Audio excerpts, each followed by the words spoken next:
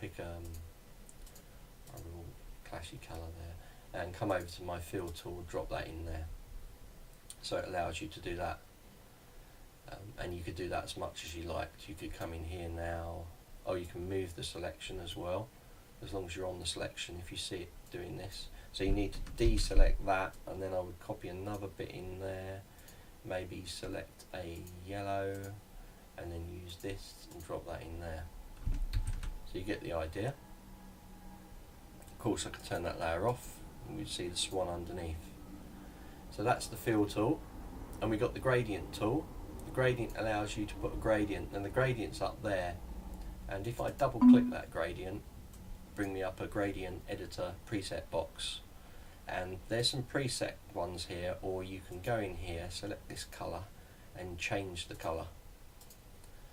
You can also drag this to give you a bit more of a gradient moving along that way, and basically set it, but also you could set the opacity of these things as well. So down here I can put another thing up here, and I can change the opacity to make it transparent. At the moment I'm going to leave it full and click OK. Now I've got my gradient loaded up here, and I've got my gradient tool selected. Now all I need to do is click and then take it, the gradient, whichever direction you want to.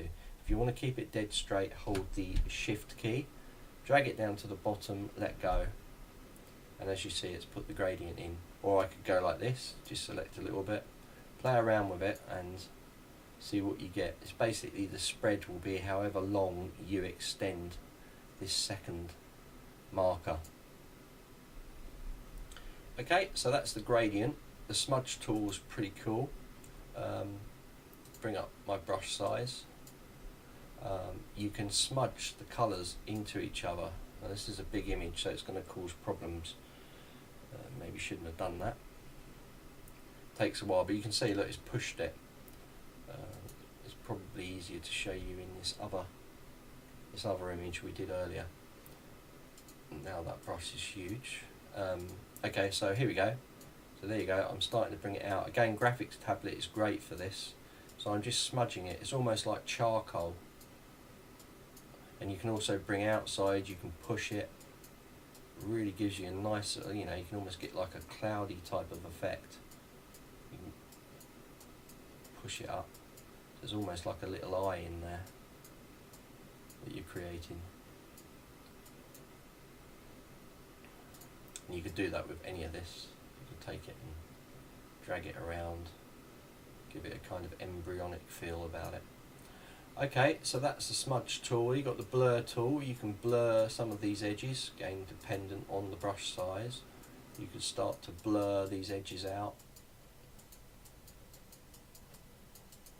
depending on how much. You've got the strength up there. If I set it to maximum, you'll see that it's really starting to blur it.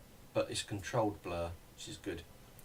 And you've got the sharpen tool, and this will actually sharpen areas. Sharpened areas, I'll bring that up as well. You'll see that it's become sharpened in this vet because I've actually made it blurred, and then I've sharpened it. It's sort of gathered as a little splodge and almost turned it into a bitmap diver.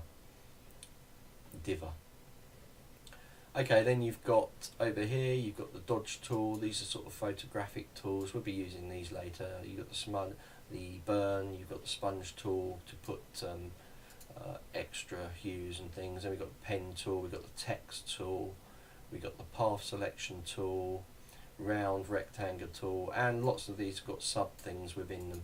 But I've covered the main ones. Now I will say that this one is pretty important as well. This is the colour picker. I don't generally pick it down here because you don't need to. If I'm using something like a paint bucket, then you can actually press the Alt key and it will give you the colour picker anyway. But it's useful to know it's down there, and that will basically put that colour into here. So I might pick a colour from a background, so I want the swan blue colour there. I can just pick that colour, come back into this layer, select all, and use the fill tool to fill it with that colour. I'd need to delete what's in there and fill it, and that will give me that background colour, which is a match to this. got the hand tool. This is quite good. If your canvas is like this and you need to move around, the hand tool, equally you can use the space bar on the keyboard, which is the quicker way of doing it. Magnification, you can zoom in using this, press the Alt key to zoom back out, but as I've said before, you might as well just use the Control plus or the Control minus to zoom in, or Control 0 to expand it to as big as it can be. Okay, right, that's basically, oh, just another thing is down here you've got, this is the foreground colour, this is the background colour, so just remember that, and you can use this tool to switch between them. This is like the masking tools and things. Again, we will cover these things later, but this gives you a roundup really of all these tools, and the fact that all the options for them are in this part. You could always get the options as well by double clicking a lot of these tools. You can double click and get the options for them. Not always though. Actually, it's probably in an earlier version. It just appear up here now. So that's this lesson done. Now the next lesson we'll start to cover these menu systems along the top, and all of these type of boxes like the layers, the channels, the paths, and we'll cover all that, and then we'll start working on some projects using some of these tools in a proper workflow. Maybe we'll retouch a badly scratched photograph or something like that, just to show you how it can be done. I'll also be telling you how to get that photograph into the program, and what you need to save it as to get it to get that photo actually into Photoshop from maybe a picture that you've got, which will involve scanning. Okay, so I'll see you in the next lesson, where we will expand on what we've learnt to date with regards to all the tools within Photoshop and how they work.